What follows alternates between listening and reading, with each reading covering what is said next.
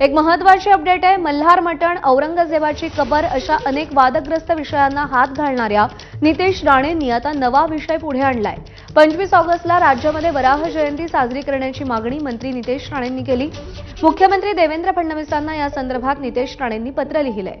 हिंदू धर्मातील दशावतारांपैकी वराहदेव हा भगवान विष्णूंचा तिसरा अवतार मानला जातो। वराहदेव पृथ्वीचा संवर्धक आणि रक्षक मानला जातो असं नितेश राणेंचं म्हणणं आहे। तर कुणाला कबुतरांवर तर कुणाला वराहावर प्रेम उफाळून आलंय असा टोला काँग्रेसचे प्रदेशाध्यक्ष हर्षवर्धन सपकाळ यांनी लगावलाय।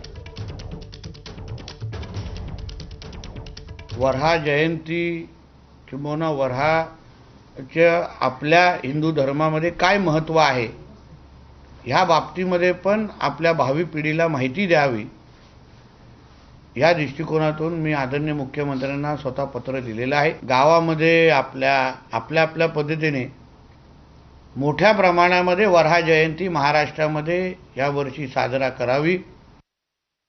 नवीन त्यांचं वराह प्रेम याबद्दल त्यांचं अभिनंदन आणि हे प्रेम त्यांनी सातत्याने टिकून ठेवावं आणि स्वतः मोठ्या थाटामाटामध्ये वराहाची पूजा करावी।